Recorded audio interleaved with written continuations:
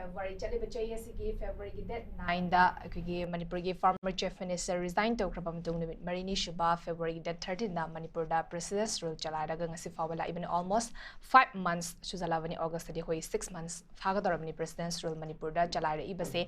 masida marak ta haiba dare khigi President's role thamkraba matungda miyamna popular government ama form tawbiyu akigi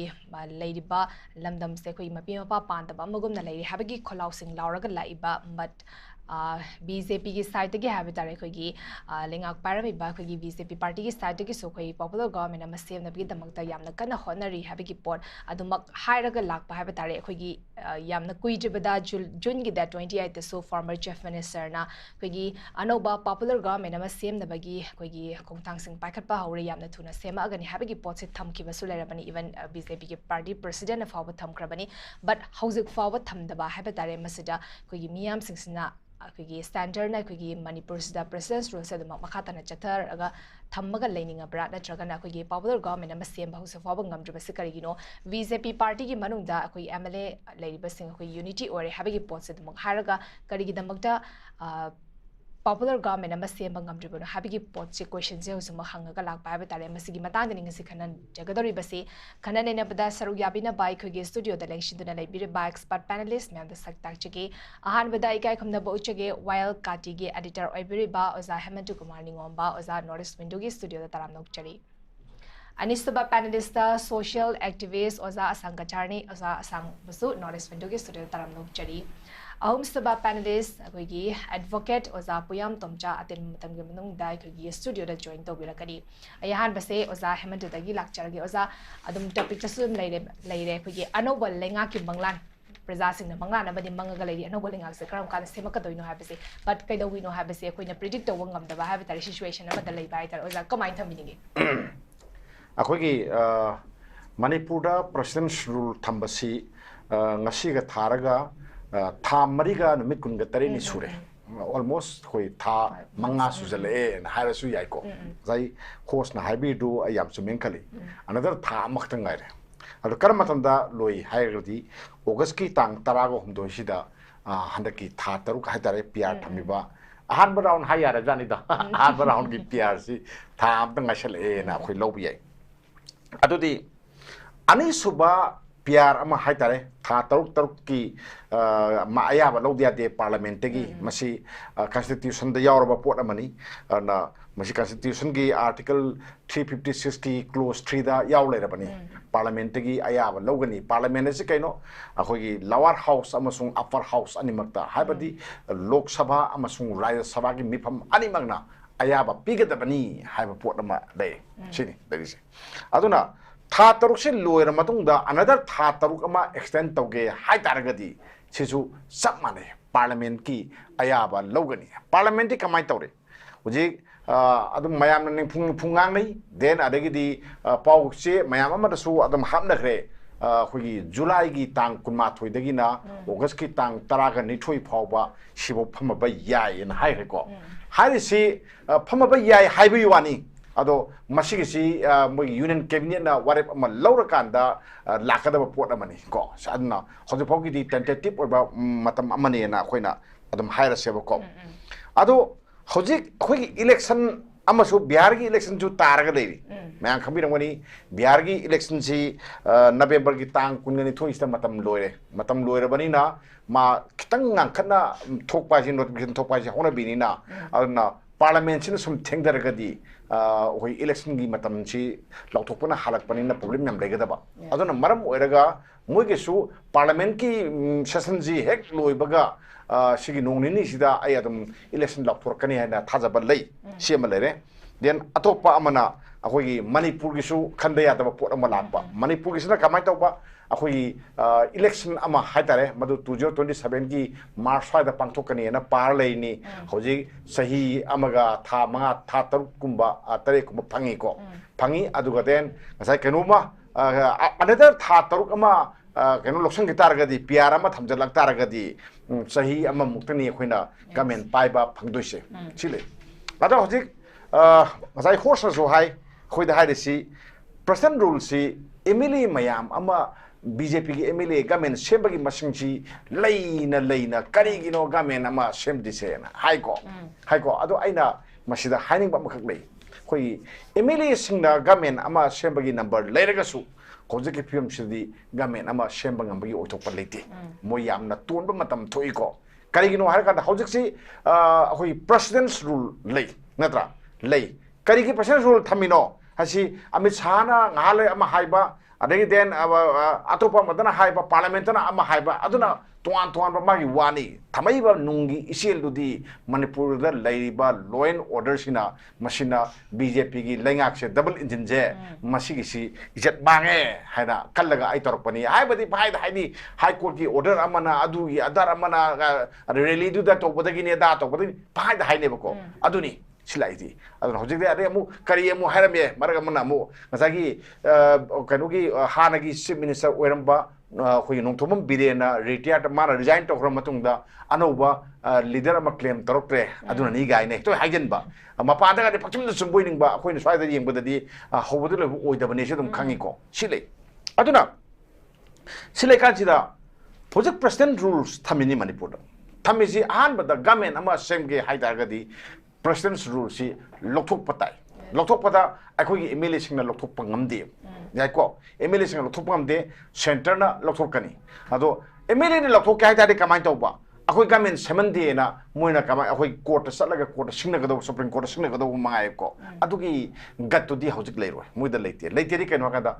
sumna kada PR thami su BJP government ni natra are sumna kada government ama semba yari masing phangi masing su BJP government ni mu masen amatani na si center na halak pada mogi swaida leiba kaino singsina kain tongum deba ko party chongure awa batare chong sungam ngamo chong ko kai basu yaroi adum leini ejima sini lei singche adu akhoi na yeng bada sum khangi central government na Manipur da akhoi gi popular government amadi tham pam ngane khali akhoi su yam hai thamna basigi yam kanna ngang mani thambi na basigi hojik yong chakot thorangi lamda yeng ase bako Manipur da hojik oiriba lambi thongi pamse aine hek porakpa ai chai om puma thoi sujale ko suri basida ko asok tamthiba lambi je ai leitabrai ne khali chingda di khat phabra khangdi ko akhoi tapak di yadre ai tapak ta yadra singda su phar bongo dida mase amda yadra ni ko lambi je amda thengna di asuk chathiba ko asing base khara semaning bani ado semba su yam lui kaino har kanda mamangi government ama le popular government tuna akhoi kaino tawne na hai cement concrete ki road oine na torome cement concrete road to kai chakran makhang de natra housing na nong chu lere nong chu kana kamai tawna koilas tharuni natra singba mayam ama ai ahwa mayam se abdi hai lera thang lera hai leta torga akhoi lambi di sapra yatre mi shir ka dai pakhale ko si phem dal lei aduna government ama semba yaba masing BJP ki MLA singda leiraga su makhoina mukna ba yaroi ada phajana wakhal taraga haibam sangani nadra hainabam sangi ada hainaga doriba nupa ko Manipur gi maramda yam munna khangba ko thoiba conflict ki su yam maru ba khangba Union Home Minister Amit Shah na harakta kuidri ko hai gi to koi myam punam ning sing minaba fai man haibasi atainate hojiki maitei ga kuki gi singba class ama leibase sigi maraksida another government ama popular government ama thambase kya nuai dong mande na sembase kya nuai dong mande si magi seng na hai ba report ama leigre sini ado ngasagi si hai ba si akhoi taksan ba ko akhoi pressure se yam wa le ba ko pressure se kai le ta bani center da kaidong na semoi dono why khoi hai ga dam ne ba ko kaidong na samalo dono migi mayam gi voting right hai da ko Miang ki voting right ki mat pa yabra wa aina BJP da vote pi risi people sing nungai halu praja nungai halu miam nungai halu natra adu ga den khoi gi miang gi ai pathrang miang ma taw hai natro miang gi ai phanan me na ai gi mahut sillaga sat ke ba MLA sing duna hoje ke dore paralyzed torga leire kan tongum de leire makhong makhuti ega lokop ta lego chaman na leire sine ko sikana na yadoino aduna moina haiga da ne ko masi taw da ba yadaba pot da mane na akhoi na kuki gi homse sum akhoi na maru ba na sum lor ga center na sum pusala sum thami se karino sine ko adu gi posisu khara haina bagi tangai phadabati leiyena khali adu Manipur da government ama akhoi gi semge na khandar ga di semgena semen ai si kano ne ko central government ki magi wakhalo du ni ko thbe do je kaino ha kan da Manipur da tangai mak phadana khoi national highway kanu se 2 se Imphal Dimapur lambi se masi hek hangdok tri bokti Manipur da Anouba government ama ai semalakane na haiba thajade ana national highway 2 hangbasi mana tawge hargadi yam tawngami hangge hargadi yam phadana ngami ko adu mugda ba pamdabagi mami amasu sum taba adu mugda ba pamde na constitution gi over right punamak oi mat e maitai singi natra akoi si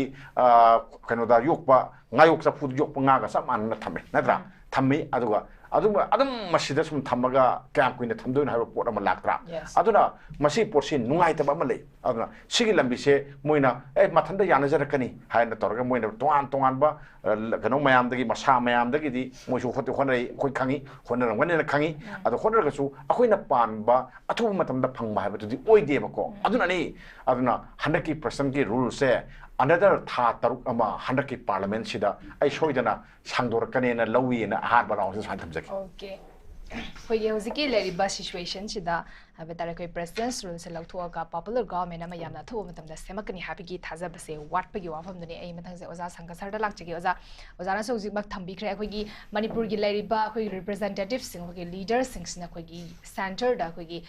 kanna khoi gi leriba situations da khoi popular government ama yamna mathau tare duna same da ba sugya yadre happy gi same ge happy gi pressure pi bangamba khoi gi leaders sing sa amata leibagi mami udaba khoi gi somna kanda khoi local media channels sing da de duma khoi unity oraga lay yamna tuna sema agani center na khoi sem na bagi thabak paikhali habagi poti admak thamba thabak oina uthora bra habadi uthorak taba masigi manung da khoi gi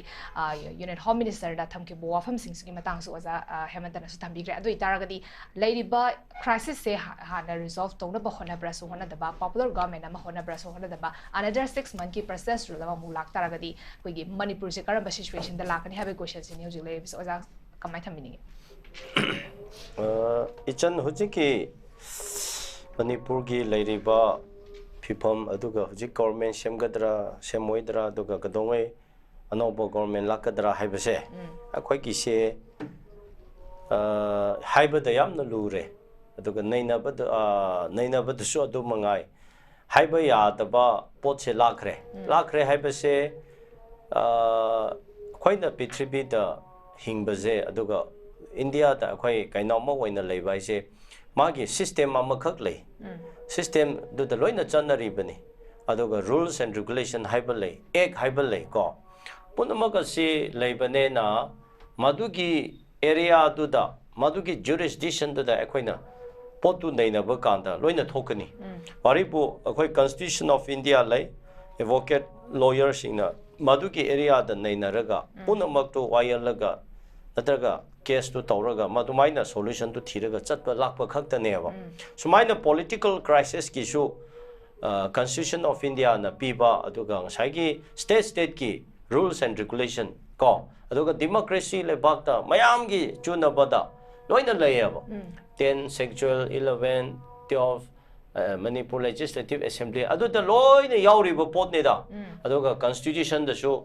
sigi matangda adum Fajana government se kamaina semgani government se kamaina tawgani karama matamda PR thamgani article 356 ina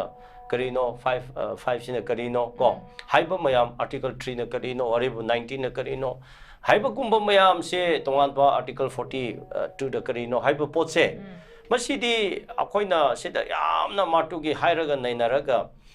kaino su mathau ta da ba ado yamna simple way da yamna simple way ba poda ma da yeng ba kanda masidi article do parasu padrasu akhoi gi taiba mi gi logic da akhoi gi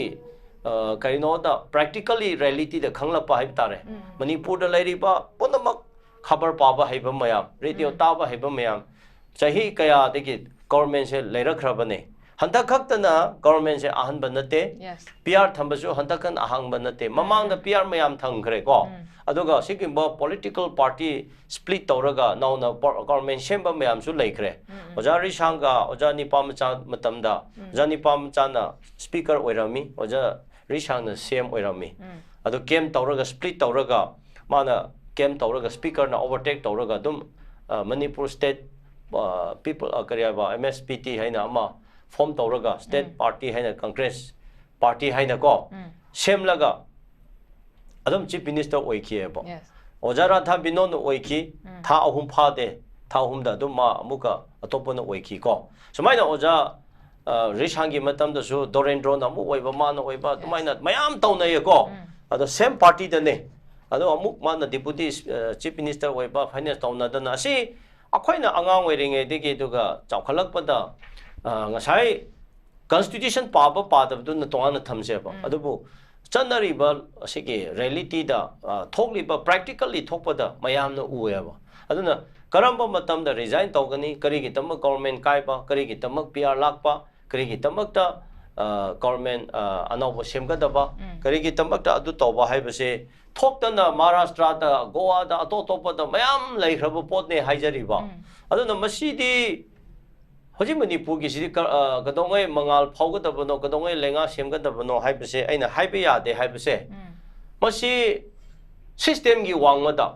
rule gi wangma da chakre ab hoji political party ni haina di leiba constitution ni haina di thamlaba adubo constitution da chatpra airaga madu gi wangma da chapane na hoji aina government kadongai semga da bra haibase haibe ya dre haibase sengna system adu da akhagi Constitution to the Chat Pataradi, government to the Shembayare have. Shembayare, Hayanji Hanjiki Tadasu Shembayare, go, Adoga, Sumaina Topusuyare, or Shemlaro Hiraga, Dizop Topusuyare, go, Adobo, Jeki, Akas Popodi, Adum Matampiri, Basida, Tataruk, Paraneva, Tataruk, PR Paba Habise, Yamna Sangra Potne, why Karibumba, exceptional case, the Henna Taba Yamna Quina. Kibble, Jammu in Kashmir, Adugidi, Aquina, Sita Pandam, example Tobayar Roy. Ado, a topa, Lepakta, State, do Manipur, Yamna Pierre Queen Tamba Hibase, some Tataru Hibase Shankra Neva. Ado Mina, Hojiki say, government say parties who mood crabs not tabakai crabs not tariba. Quagi animated suspension Tamle Haraga. Government Shemgani na dum labor. Aduga government say Shemgada Bamishing Duna Akoi Gikuta Late, hide na dum Hiraga Lakpa. Shimayam na media the Kangla, I hibernate go. I hibernate, Sajina Banate, Moimasana Ponto Paduni. Adu government Shemgada Bado Akoi Gikuta Late, hire day, Hojika Donga Shemgada Bono Aquina Hibia Dream. Aduga Shemgadra, Shemloidra Habisu, Aqua Hibia Dream. Adu rule the system, the hire day, Shembaya government. Go, Hoi government Shembayaba, Aduda, Potu Yam Lubus, Aduda Chatreba, Ichan, a quite Shoibise, Aduda Chatreba, Dona. Shembaya, I say, which absolute majority Pum Libaneva, BJP go. Absolute majority Pum Duda, Mahoi within the party, the crisis later on Paya, Aduka Sagi within the party, the leadership key, crisis labia. Adudi, Moi Partina, Koraga, Moi Kangadabane, majority young Nagatabane, Moi Manunga, CLP leader, Makangadabane, CLP leader Kanbase, Ani Ahum Moirasu, Adumaina Quagi, vote cannot on a bombatumna, MLA, Contramari Manunda, Contraduda, Warinigo. Aduna Kankat Baduna, CLP, Oigatabaneva, Shigi, code seal layaba, Shigi process, procedure layaba, Shigi system layaba. The logic problem the BJP Gimanunda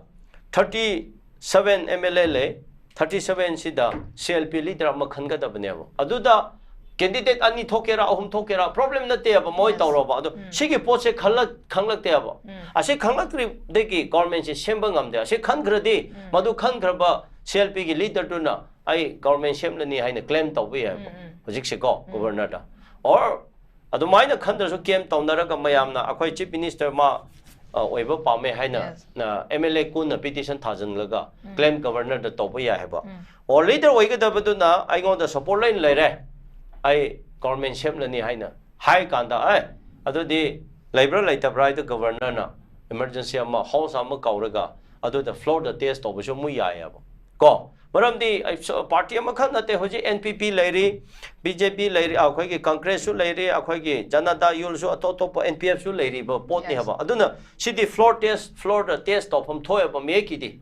I do resign Togani, I don't know, Akwagi, former donor Togre.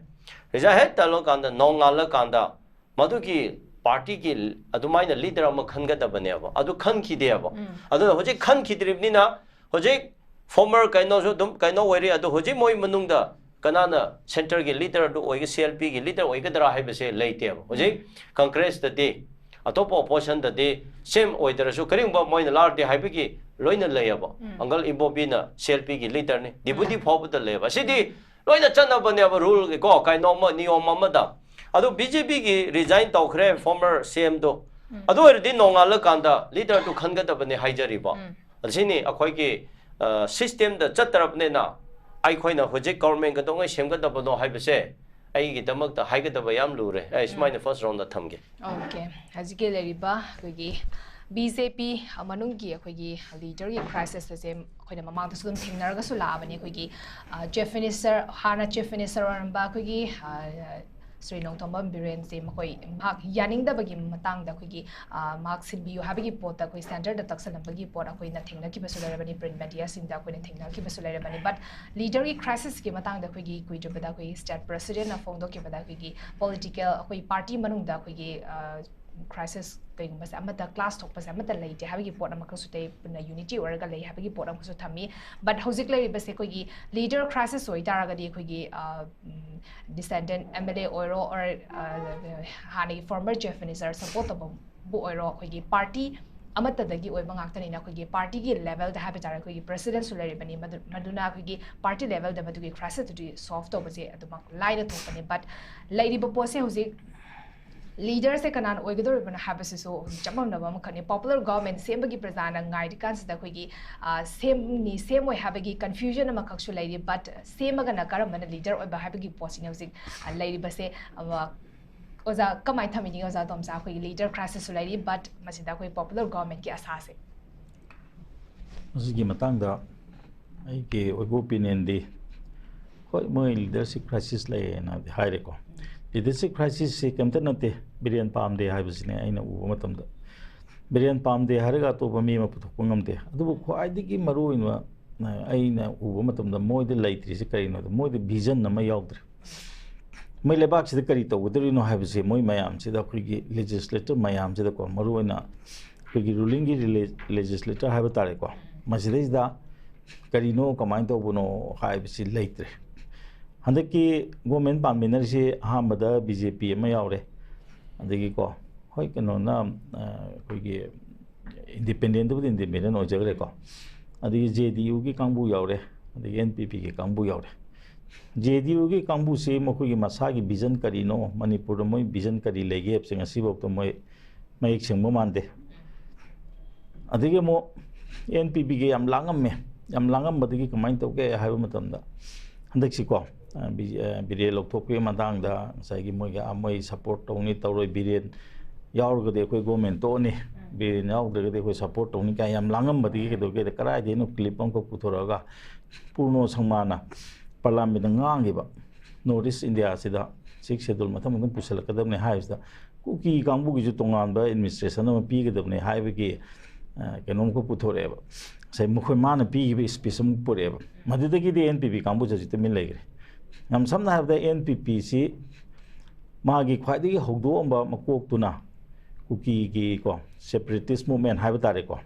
masi khoi Manipur digi haijar ke India digi natra jo Manipur digi to khaina ta bagi pot amagi Manglan se mana parliament makta palam maunina madu gi wang da ji NPP na chatpa ngamudra aduna NPP kambu ji gi vision se ma khoi moi je Manipur da leiba ta ga jo moi Manipur da moi na pile be vision se men ta BJP masamaksu hoi mokoi gi budi vision khara di leiba ta tara ga 3rd March 2023 dagi thoklei ba ko adi am samna da koi gi kano na matam dagi se minister honorable biren phagadra haidana ko mathang mung torok da ngasagi ko koi gi kano se thabak khara torbo ko mayamna yam pamba poni drug popi pambi thing pombi thaba thing muse mayamna Prajana su yadaba aduna praja gi loina maki support la kadra na ma poch ko tharuba ademo ching da ko koi gi kano daga Anouba khun gi pangchem semjalamba masida mana athingba pirakpa haidi mana di sigumba si yam pamjadana haidi marum de kono da khoi Manipur gi saktam kai bi ate adigi Manipur gi foreigner ta to kadam ni ka haina tawbu pochi gi ngasai gi kano mane ba si part makhal ma ne ba si gi poche ko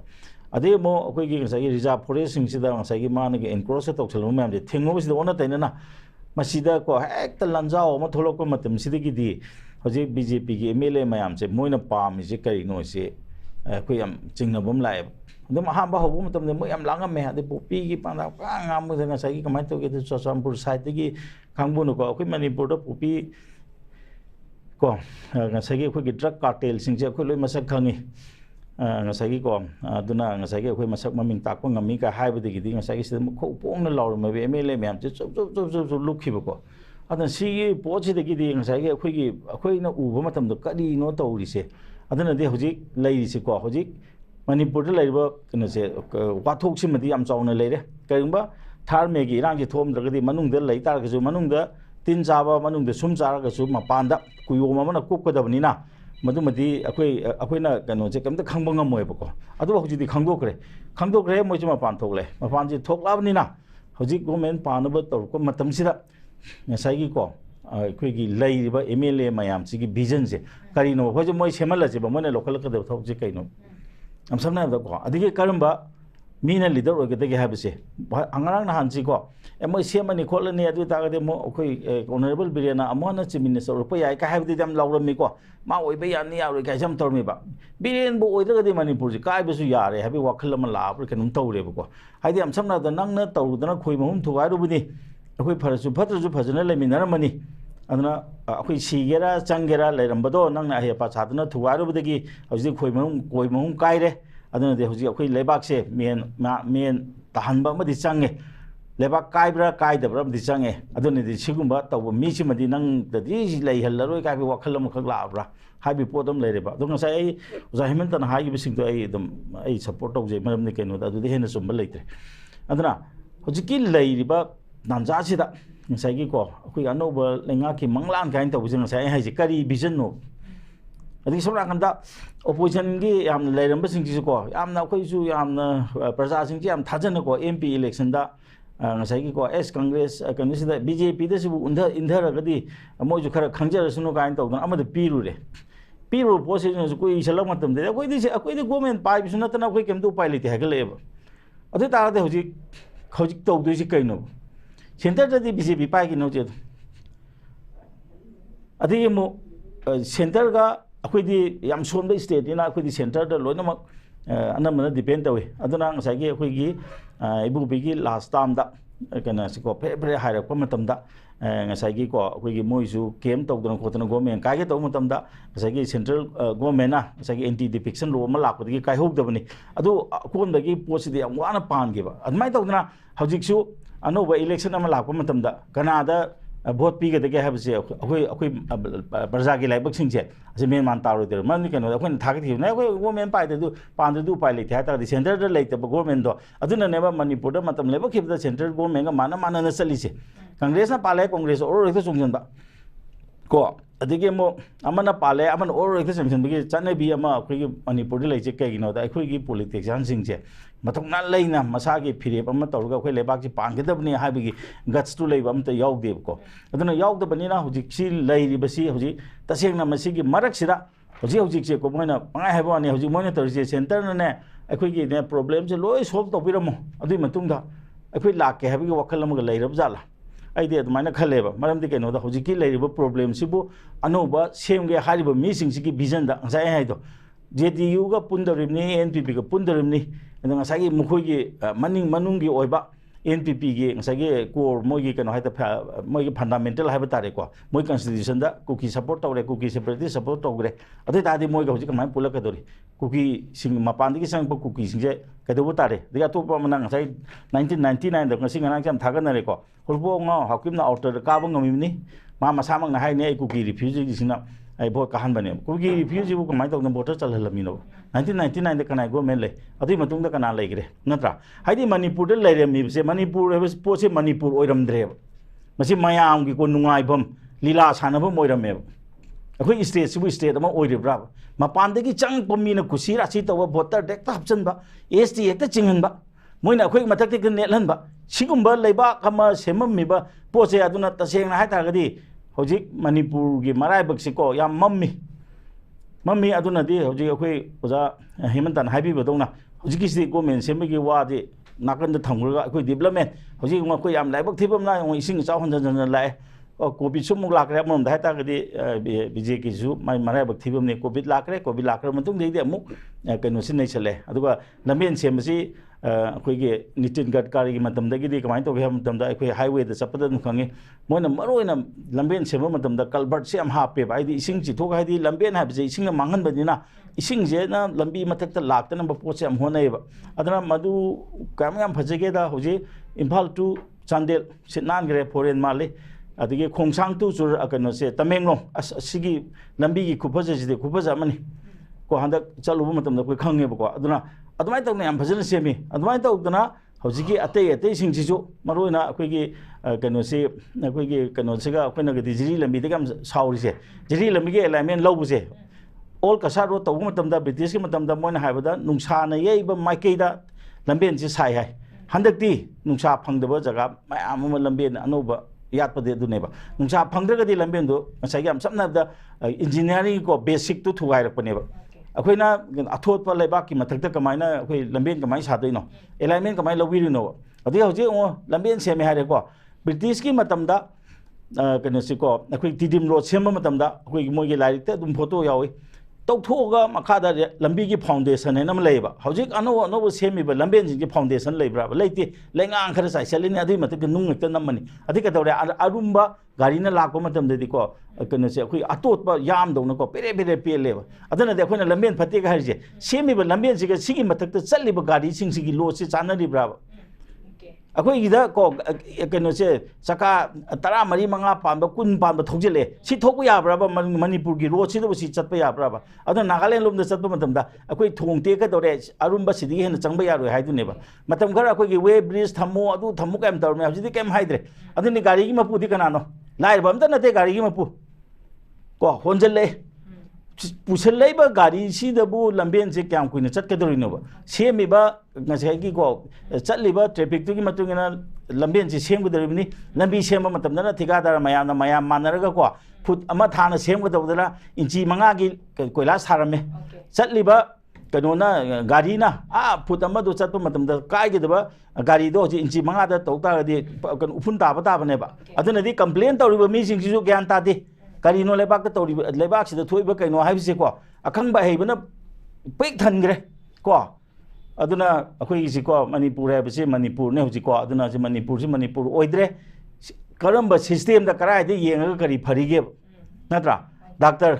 लेत्रे हाइनी कितंग हाइदोखेबदा hospital दा doctor चतपीद्रे सिदसु तुम गाइरे government के fibre पोचे लोय मांगजले school fungi college fungi government को हारगदि लोइरे दे private ता चले करिनो तौरिसे private की rule फजन सेंबी बुसु नते अदुना निको अखोई से करीनो हाइबुम खंद्रे अदुनदी तसेंग हाइतादी गवर्नमेंट द सेमबद याविगदरबा एमएलए मंत्री सिंसे मखोगी विजन से अखोइदा प्रजादा वहनदे मोय मसेन जो वारिन सारमगदरा खंदे अदुग लैबाक की चीरबा तानफमसिदा मखोइदा सेनबा मतमदा मोयना कैदौदोरिनो हाइबदो मदो अखोइना खनबदा मम्मेबा मरमदि कैनोदा मदुगी एक्सपर्ट अमता यावबो नत्ते सिस्टम से लोइनमक फेल रबैना उसे खुगी रिप्रेजेंटेटिव नेना लेरिबा सिंगसिदा कोइना थाजबसे खरा वाटपगी ऑफमदनी आई अनिशुब राउंड अरोइबा राउंड ए ओजा हेमंतकुमार खुगी पॉपुलर गवर्नमेंट सेमदबा मसिदा कुइजबदसो मुकुकी एमपी मणिपुरना कुकी एमएलए सिंगसे खुगी लेगा की होजी पॉपुलर गवर्नमेंट सेमबगी ngangarइबा सिंगसिदा कोइ गवर्नमेंट सेमबदा यावबो यारो हाबगी प्रेस स्टेटमेंट खक थोलकिबम कोइ चोरचानपुर नमगोइ मिफम पांगथोबा मतुंगदा हायराकिबम कोइ योबा कोइ रिजोल्यूशन अनि खक लौकी मसिदा पॉपुलर गवर्नमेंट सेमबदा यावबो यारो हाबा मगा अदुगा अतोपमना मखोइ लेरिबा आइडेंटिटी कल्चर अमदी कोइ डेमोग्राफिक स्ट्रक्चर इंटीग्रिटी मैम सिदा करिगुम हिरममतदा कंप्रोमाइज तौरे हाबा वाफमसु फंगकी थमकी अदु इतारदे हुजिक लेरिबसे सेंटरना कोइ मणिपुरदा पॉपुलर गवर्नमेंट अमा सेमगो मतमदा कुकी एमएलए सिंगे याबा लौगदोरिब्रा क्वेश्चन सिंग लाई ओजा कमेंट मिनी अखोगी कुकी की सिविल सोसाइटी ऑर्गेनाइजेशन मैम हाइतारे मरोइना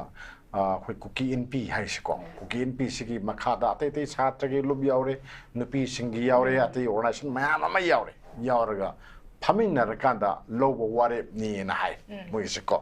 अदो से थोपदी कुकी एनपी न थोई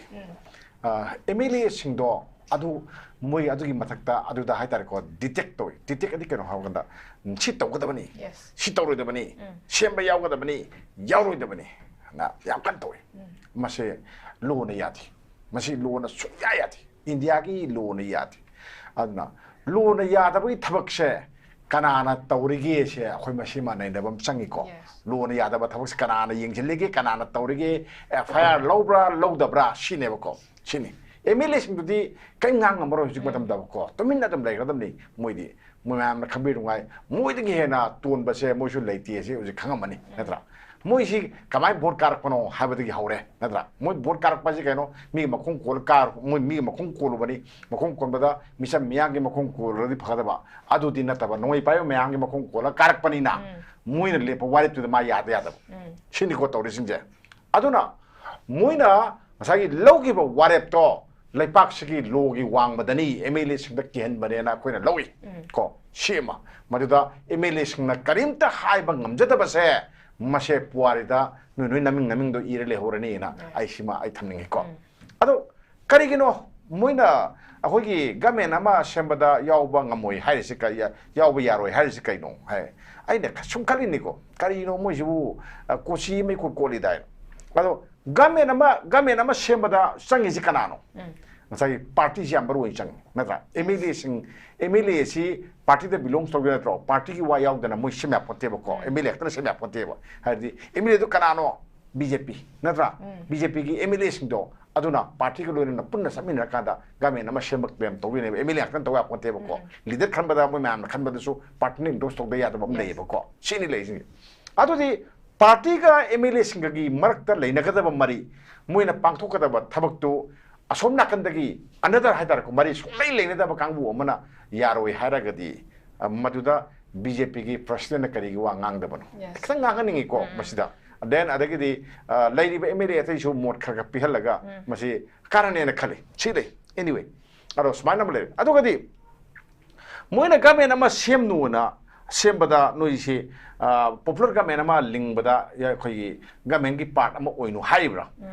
khoi yang dusko Gamen ki part ama oinu hai targadi ministerial part no logunu habani kena jeko wai di chamani khoina handoi atha jese anna masagi ware tuna harisi noi gamen ama popular gamen ama sembaduda ko part ama oinu haribra natagana noi si MLA oina khoi kano da oji gamen sembasi sungyaw gaw dara protest taw haribra ani suiba ko ado tashengna moina gamen ama manipur da semba pam de na longtar ba aduragadi masagi mui MLA ki kano se resign to busumi sima laiko resign to wi ma pandabani na kari akhoi sum kamai putu ai ne putok chabai wani moi na haibadi na te ko moi si gamen ama semba se yaw ragadi mun machine marta so class ama thorkane na lawi kari class no harakada Menteri di lui pia ponte moi da khane na lui pia ponte nagagi mayam phangdo mayam le natra adagi den adagi maiti sungai election me ada adugi minister phangdaga di vote karo have mayam su le jeri pora mane banatro aduna murom dagi ani pirak matam da kangpo pida ma pi rone wari bo ko adagi di paite rom da ma pi rone pir kanda chunggi kuki ate di kamai tongni mai yong chongna kaza sawnodra sawnani ko adagi di den to Masagi hanagi kano to lerpa hakip to yam nuksibani mangoda ma pishal sine adu gade hanagi maina oilaki ba nemsaki gwenda ma pishal se bako pishal kanda susampurna kari haini nui mantri phangna ba koi irang to pura koi na koi tawri kaino habagi mu mesa phuna bagi la na ma la kare bako mu mesa hanara kare ba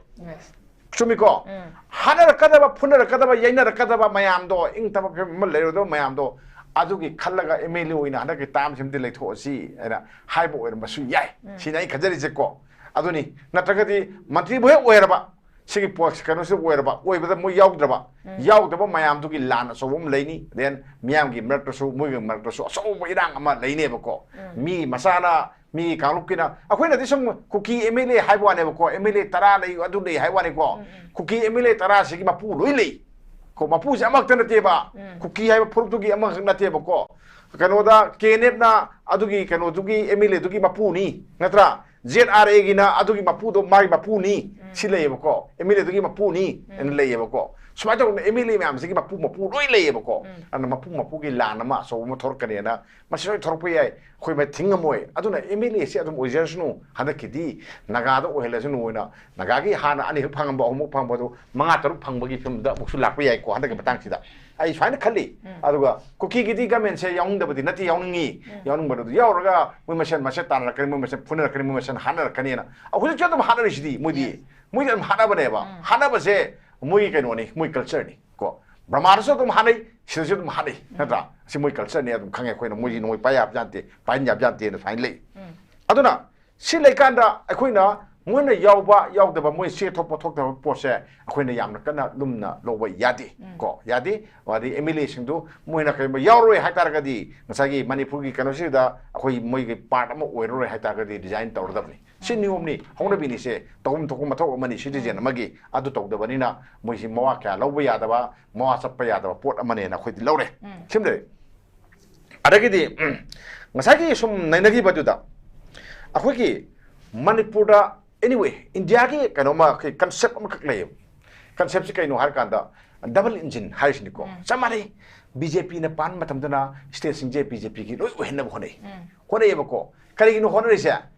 se kaino har gadi ngasagi Rajya Sabha ki MP phangi natra then athai development mayam da su natana party si punna samina bai nungai tana khoi masai lemina nungai tana adu ki wakhal da ne ko BJP so dum khone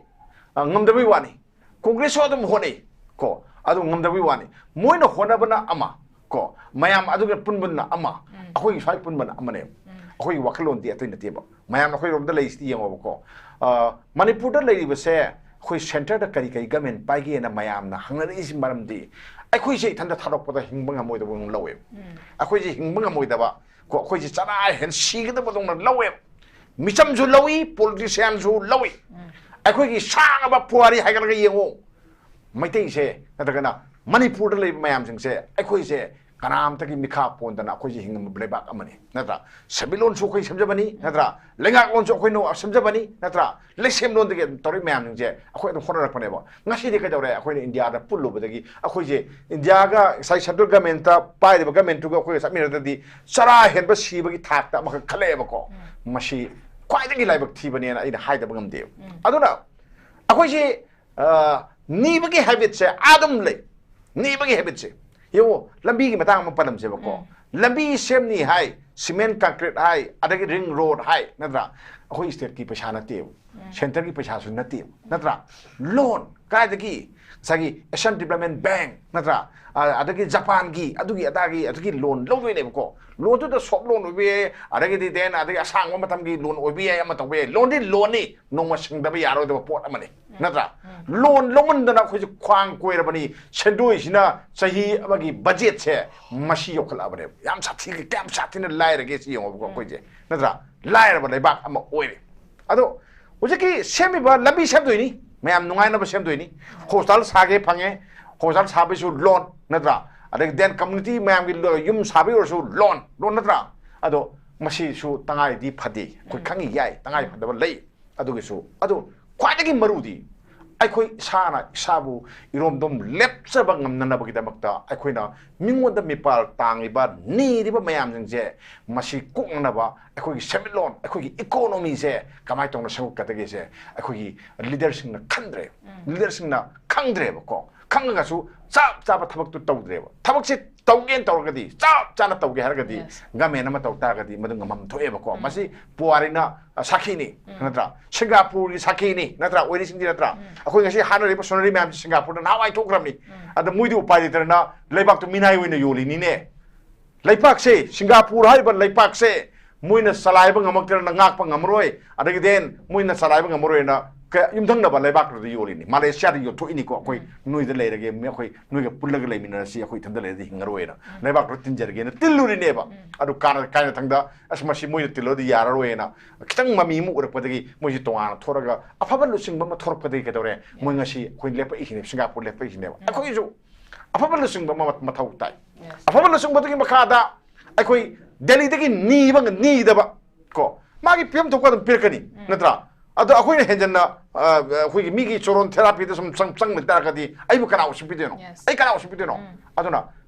center ka khana ba ngamba khana ba ise keno eta हानरगे सुनरगे हाबते को काबु काबु सु मुंगना बंगंबा अदुम लुसिंग मथौ तायब को मदुगिदो काबु काबु मुंगना बंगंबा से अखोगी लुसिंग बसिंगसिदा आई होजिक्ति यावदब्रायना खल्लेब को मदु यारम तारबा गमेन सेमनंगम गदब दियेगे अमता येगेबा येगसेब को बीजेपी मनुंग ओइसनोब को बीजेपी मनुंग ओइसन कांग्रेस मनुंग ओइसन अमतंग मुंगना बंगंबा अमतंग संगेब को अदुना ताकपदी अखोई से याम साथीना नेमी मणिपुर की थाक्सी याम नेमी आरदी नेशनल लेवल दा पॉलिटिक्स तौगदब मी से याव यावदी थोरते को नत्रा स्वाइदा चीफ मिनिस्टर की पोस्ट लुमदगी सरुपदे कैदौगे आसाम दौना आदा लुमुसु चलुदना हा लाउसु चलुदना मंत्री लाउसो कैबिनेट मिनिस्टर दा फंगुदना लाउदना अदुगुमद संगनब होनदेबको चीफ मिनिस्टर मुनारग स्वाइदा लै नत्रा अदना सिंगबै फिल्म से फते अदुना अखोई चखटपा लेबाक अमा ओहेनजे हाय तारगदी अफबल सिंगबा मथौ ताई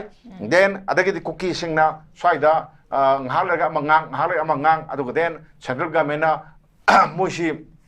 akoi matang sana phajana war watem togda bus togda ana thadok pa hui thadok pa sum thadok se masi se phatte na ai phai thamjaki okay am phajana yadre okay wazaya ai oza sangkasar da lakchi oza khoi gi manipur gi crisis ya horok padagi so hongna khoi gi ladiba former chief minister se khoi gi singna khoi pam de khoi gi ba separate administration ta laga sulai bani luching ba se pam de luching ba centrifugal wari chanaroi habado khoi luching ba resign to kre khoi gi president's rule thamba pam ba su president's rule thame but hauji khoi gi su gi matang su khoi gi ba khoi gi step sing na ra kan da khoi tangkak na wari chanaba gi poti du mak laidi khoi gi mafam hongdo hongjing gi post du mak laidi aduga hauji khoi gi som nakangi akoi popular government ki matang sari center initiative iro lo da ba khoi gi thoi ba crisis ha na resolve tora kan da khoi gi resolve to ba gi pochina ha na khoi gi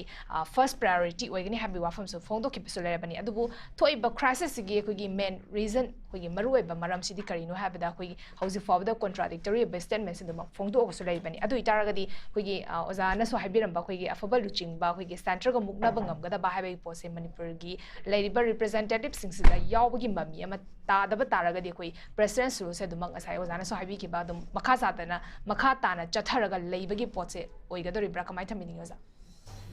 chan like box se like ak se mi mapan de ki lara ka to banate akhoi gi lepak ni akhoi gi lengak ni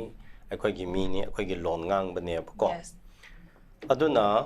party do di ato to pa gi webe ai mayam gi webe ai adu di khoi gi India the lejabagi magi system ama chana bama da any party da mana kaino tawraga ka bwa ne ba kari ba mi do MLA oiri ba mi du di aina haijan ning ba di Manipur da chawjaba Manipur gi kaino mi ne ba ko adu da madu da khoi yamna chawna naina ba ya ba pot ama khak le ba ko adu ga adu da phap ta da na phap ta raga akhoi politics se tawga da ba ne ba adu na Hojik tauriba hairiba mayam se ngasai na pankre I repeat tawning dre first round da ko yamna lu ba se ai na tawga da ba thabak ai ithau mathau karino haibadu yamna mayek senga sonda system ama rule ama laye ba adugi makha da ai thabak tawjagni haidana o taking lawri bane ba aduga MLA ama gi area na karino mathau na karino haiba pochu leiri eba punamak tu khanglaga e praja gi mayam gi leba ki seba tawge haina thorak pani yes praja gi leba ki haibane ai gi center gi ai gi atu gi party gi seba tawge na thopa nate party gi seba tawgni na thopo oiradi adu de very sorry ko party dudi ngasai gi political system amada mana Praja ki seba tawbaya ningai gi lambi am hutpada macha ka du changda baya da bagi macha ka du de ki through the lakpo wa ne haba ko aduna tawga da base ai khoina leader oiba aduga politics hana kaino oiba haibisidi ai gi lepa ki history phajana khangba tai ai gi lepa ki maram se phajana ai khoi khangba tai aigi paraja aigi lepa ki state ki mi singi mihun pal se ko ai khoi phajana khangba tai aduga ai khoi ki cultural identity punamak se akhoi khangba ma thau tai aduga ai khoi ki social and economic ko ase khangba tai masi ki area sida thawai yaw daraba masi ki area da ai khoi na phajana nai na daraba phap taraga madugumba leader oidaba taradi samaina mayam thokigani aduna praja nasu asoiba malai GCP khara pairaga thika kora nala kotpatu da heta MLA wense dum oire mai MLA oire so mai wakhandi ha thika kaino GCP nala kopagi wakhanda dum leire asengbo wane ko se aduga mi khara more digi pot puthotana yondana karba tawe hedana pasayam paya hedana ma akoi kender gi MLA wense heta haire ma MLA kara so MLA ka matamda MLA du kauthokre ma ngasai gi more digi pot puthotana thika tawbudo madui wakhanda dum leire ngasai na haiba mamangi point mayam do kaukre u karba tawdana pasha khara paidana dum tawrada u karba tawedana MLA oihallase heta haire sekari no boko si hana chum thokri phobudi thopase ya thop hojiki leri se adum thokani aba se Manipur shai semba ya kiroba factor di sidigi ne aba root cause di ko aduna hojik kan haira su ngang la so khoi kana roi masai na haire lepa ki mi oiba tar lepa ki luchingba oira di lepa ki history khangba tai lepa ki identity khanba tai lepa ki mi singi mi hun khanba tai madu khangba ngamda ba singdi leader oibi gnu chena haiba da masana su surrender tawjaro aduna ngasai aina haiba du naina ga da ba se ichana puthori ba topic ngasinga na riba se phabdi am phayab ko adu masigi level da naina ga da ba se akhoi oina ikai sala yab ikai ra yab chena haiba da akhoi oina ikai ra yab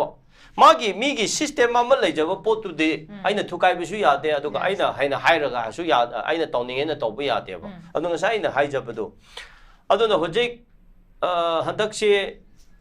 semba ngamladi phare ko ringba semba ngamdaradi ichan wayamna lakhigani wayamna thokani ko aduga hojik oiriba MLA singi tamak da laibak yamna thiba oigani oi moi mi loina phataba nate afaba kaya yauri tawningba kaya yauri ko khangdaba nate khangba mayamdi yauri akoina loina makta hunba nate adubu laibak thiba haigadara hojik la kaino sida July sida August ki 13 maman sida semdaraba ko aina hairi sini MLA oiriba mayam se khoi digi laibak thiba tasa taba dum oirakani moida ko oirakani aduga moigi mathakta mayam na ngangadaba lambi pot item mayam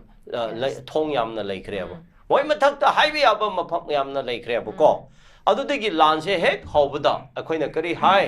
hoji government semba sendabadu na towana ma thamse adubu asengba leader oibal le taradi leibak hek iran thoppa kanda akhoina MLA mayam punchalo ina akhoi laweba ko masi government semba ngamdaba punsanba ngamdabagi mahine sena haibada ko kanada chaiga hairaga asparjana akoina center ne haigani aba sena haibada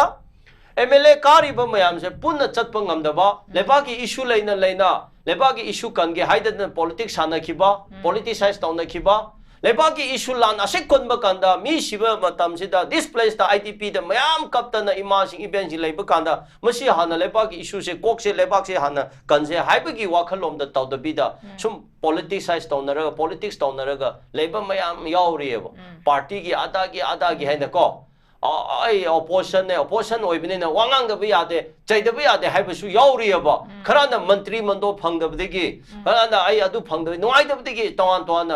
yauriyeba sonda mu khara oiriba kariba oiriba mantri mando da phambasing na so mayam gi ne haira khalaga loina platform se piba ngamdaba ko adu ma oijasnu adu ai gi ne haibaki lomda akhoi madu da lila tawnaraga leinare drama tawnaraga ijan ko adu na hojikti chahi ani shure PR lakhre hoji PR manung da moi kari su tobu ngamdare aduga ngasai na first round da high krabnen ai hining de system du leibnen aduna government semge hairade hoji MLA kunthra ma thoina ko kunthra na punba kanda hoji so hayamak so decision ama lobu kanda government semba yabagi lambi di lei hajari ba adubu tawpham thokpudu moi tawde aba moi na tawpham thokpudu tawdaraga public da sum blame piraga leigadabra ichan masi question je yamna chawe bako adu na ngasai aina haibisini yamna hainingde system du leye adu bo system du khangda ba male adu ga ngasai gi aina khunai ma sigi khungi lehaw lepak asigi miyama oiraga mapanda depend tawraga mapanda decision du lawgani makhoina lawgadabni khotan leikhra tarade adu de mi gi ashoiba nate akhoi gi ashoiba ne yes ichan gi imungda brother ga sister ga nangi imungda problem thokpudu bo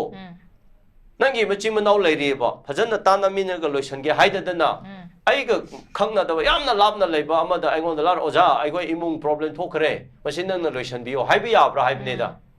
ha yaroi ya de ba adu khangda aduna hojik MLA oiriba mi se necro yobro ne UK digi lakpa Chinese ki mi yorib jaro Japan ge yorib yode Manipur gi bacha khang na natro Naga oi shinu maite oi shinu pangan oi shinu Manipur gi bacha natro adu erdi kari gi no table ama da phabi naraga nomada hayeng hanchik da settle to ba solution ama purak pa ya haibne ijan chit to de ba che hairaga kamale ta hayaba go mi di world hoji lan toriba America na India ga kaino khuthokni haibdo akhoi Donald Trump na ada leraga ahing amada minute manga tarada dum loisalena ceasefire thamena ko all da adu tawne dum ahing amada decision laweba hoji Manipur gi leriba phifam se yamna sathi khraba mafam se da matam sida MLA singina amanga na chakadaba matam nate haibne da oja aina hairi se chawning gi yaure ba hayang ma kadai no ma city convention ra imphau te loina MLA kunthra manga do tara hampudu lakpio ba Lakraga, akwai kari tausira, decision na maloro. Adu decision do tau da baya de na mullo chalo ya ni na. Moina decision lo budo. Ada center na yaro habsu leite, adu mudi leite. Tokhai taraga leire, aduga tokhai group to na kari na hai. Delhi ki khutale, Delhi da. Adu di Delhi ki khutale bana te mana wakali ba. Sai na hai budo. Delhi na nate Delhi na amisa na aina puro na aina government sembigi ne. Noi chief minister to aina khanbigi ne. So hai de ba hai roe ba hai so hai roe. Adu moina chalaga akhoi da chief minister am khanbiyo. Akhoi da chief minister am khanbiyo. Chai tare khuntak pa gi go. Adu gi matam adu gi style se manarak re ba akhoi na tori ba se go. Adu na Manipur akhoi indigenous people mayam na khanga da badi Naga su Meitei su akhoi Meitei Pangal su yamna marinching leiba British na paling eti British da lan tora khraba adungba state ne adungba jati ne adungba indigenous people ne masi kauroi da bane ko adugi ne pona hojeki akhoina observe tori ba ko rani kaidilung ko aduga hojeki amado ai hojik kaukre mayam akhoi gi athauba singkaya ha mayam tawdana British da lan tawdana khodana Naga mayam tawdana ikida da na torari bisibu araiba thabaro adui matung ne India na Paling makhanda amuk India no lotion matamda akhoi Naga hojik phawba struggle tawraga khana chaina kapna dana tawna dana hojik akhoi ningkhan tan akhoi India makhata leiroi haina tawriba natro adugumba gi idung isidi chendarabra ko aduna sai hojik Manipur gi MLA se Japan di gi lakpra China di gi lakpra Korea di lakpra Negro di lakpra Africa akhoi khangdre adugo lebaga sigi mi oiradi hayang mak phaminaro adu asigi lebagi issue sidi asigi meeting na decision lawro okay sidi lanto hangunu se asi Dimapur su Kohima su lanto hangunu Assam su lanto hangunu go within the 22,327 kilometer sigi manungda solution do loisalo decision do lawro aismain thamninge okay am phazan thamikre oja khigi leiba khigi MLA agoi homfu agoi den ma khoi kugi khaidok taraga so koi lehoriba siksina khigi amma toire punsala kanda collective fiber decision ama khak lora kanda khigi central ga mukna base koi tangai mang phadabaduni khoi makoina unity oina lera kanda khoi kana na mkoida haidi ke haini khoi moina tauge khaliba thabak tu da khoi gi maithiba pirak na ba khoi gi yelak pangam ga da habi potuni ai loshilapa conclusion point oza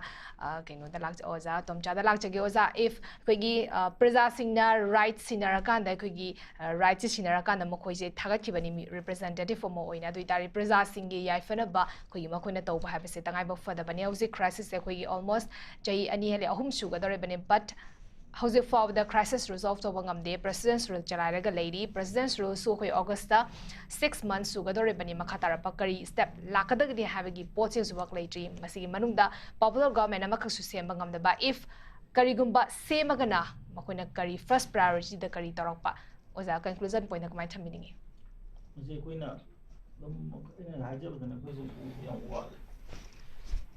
Guinea Hajab Taras in a board. Both Kagi Matamda, Manipur Kaibi Aroy, they Manipur Samato in Hingadam ne Habigi idea the Kagibro. Some have the call. Sima Hangmayaram, the Taras Imanunda name the Mogi cookie over party. Mogi agenda, the kind of what more important than higher than how is them high. moi mai akoi na de moi ma punjel lo hari ba ko kamai pundoi no tongan tongan ba wakhal ne mojis na se ai de hoje oja sang ka sana hai da ai ko yamna lighter ban hai tare ko sum mayam ha pe nungai ba mong ai de lo humbu mak se lo na ma genome ko akoi DNA test tok se hari genome mapping tok se ake akoi foreigner yaw hai ji moi kamai na foreigner mayam de la ga manipur wa ngang gi dro ekta hai ji ne ai masak mami di panin de ni अखोई की loan वो फजना ngang ba haitaba yauri haba mapandi ki sang bai phom phom wa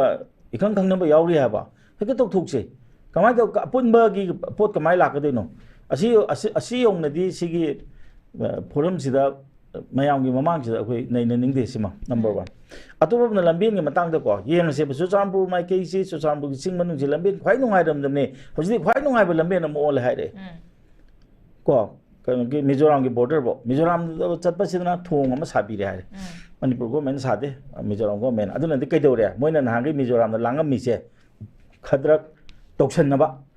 mỗi cái aizol đâu chứ mỗi cái trade center oi cái hay đi mayam cái center tahan basi ne ba có tin sao kholi se cái nó notice cái center oi cái dong tu sao kholi na tro Impal sao kholi se cái nó Manipur cái lối nó một cái sida thùng nó thùng với dong tu sao kholi na tro anh nói tao tao nào chứ mà khá rong cái cho Champur cái side có Federal side asong ki side sida hujik loi na moi asona kada ising na khara taw na tana tei lamben di phana seme hai de hoja asong loi chakhre adi de kai do re lal do homa tane ngangam maduna a subject ti moi ge Burma de ki sang ko jing sana ko di irang am thole ong tan thoe ha ma de moi koksel ga ma bole pim na tro moi ko ki zomi ka hajali na tro mi jo har ji zomi hai ni ke mathang ga tho ma hai na tro ya me man ta dana adu kem to mi na taw di kai do na noi yum du thogai ra ga akhoi da choคนนั้นนะมันไม่ใช่คุยอุบังงำรับอันที่ก็มั่วจิลาเล็กขังขังนะพอเลยนะยาวเล็กขังขังนะบาร์มาที่ช่างก็บอกเล็กไปขังขังนะไอ้คุยการีแอคชั่นตัวเราเก็บภาษาไทยตัวแต่เสียงไหนแต่ก็ดีงานหันคุกกี้อินฟีนะก็กูเมนเชมไปยาวเลยตัวเกมเต้นนั่นตีไปกันกูเมนเชมไปยาวแต่ก็ดีไม่ยอมขันนั่นก็เนี่ยแบบนี้ป่ะเมื่อในอิเล็กชันได้แคนดิเดตผู้ถูกเตะนะไม่พงไหนตัวเดียวก็น้ำแต่นั่นบอกเล็กไปยาวเลยเนี่ยบอกเด็กตัวกี่มันทำได้ไอ้คุยกี่ยูนิตี้การกันเนี่ยไม่ได้ขังเองไม่ได้ก็จะเนี่ยบอกเต็มทวายเอาบุษอันนั้นเขาอยู่ในที่ที่ปุ่งตัวอีตัวเลยไม่กี่ดีน้องเกล้าน้องมวยเราตัวกูเลยสว่างกินนิ่งลมตัวจีสว่างกินนิ่งที่กันนู่นนี่คุยกี่ไอจีรถนี่นักการมาพุ่มได้เอเรียได้กันคุกกี้บิเลสผมตัดเสลียสินี่มีดูวิธีสเตรนซ์ผมตกเสลียบะอันที่โม่คุยได้หังเนรสินี่คุณบูสิกี่มันนุ่งแต่ไม่มากี่อิเดโอโลจีสิปุ่งนั่นสินี่ก็ไอ้ที่ตินยาตัวนี้ตั้งปากกี่สิดีตั้งปากกี่ดีก็ตรงนั้นหังไม่ใหญ่แบบเกณฑ์เรามันก็เกณฑ์เรามันนั่งเนื้อนิ่งสิกันนั่งเลี้ยนิ่งสิกันเลยบ้าก็บอกว่ามันต้องยอมมั้ยคุยเลยบ้ากี่ฟิวเจอร์อยู่ว่ายาวแบบกันนู่นสิกันสามารถแก่ยาวด้วยเนาะว่าคุยตั้งปากแต่ก้ากระดิ่งสินะไม่ใช่ว่าจะน่าให้บีกิบตัวJCBเขาโกเลยดูตัวเลยแต่เอ๊ะก็ทักกระเจี๊ยบอันนี้ผมพูดเนี่ยรู้ว่าพูดเนี่ยบ่อันนั้นก็ใช้อิเดโอโลจีมันใช้เงี้ยตอนนั้นแต่เสียงหายตากระดิ่งก็ในนั้นไม่ยากบ่ไม่ยามสิเลยอยากตัวไม่ยามสิเลยดูแต่เสียงนะหัวจิกคุยก็ดีเนี่ยเทสต์ตากระดิ่งลอยครั้งนั้นนี่พอเรียนนั่นแกมยาวแกครับจะตรงครั้งนี้ก็ได้ที่เขาพูดอีโน่จะตรงครั้งนี้อีเชิงแต่บางทีเนี่ยไปต่อได้จีใช้ยองก็ตกอยู่ให้เนี่ยคุยก็แล้วครั้งนั้นโทรใช้ให้เนี่ยบ่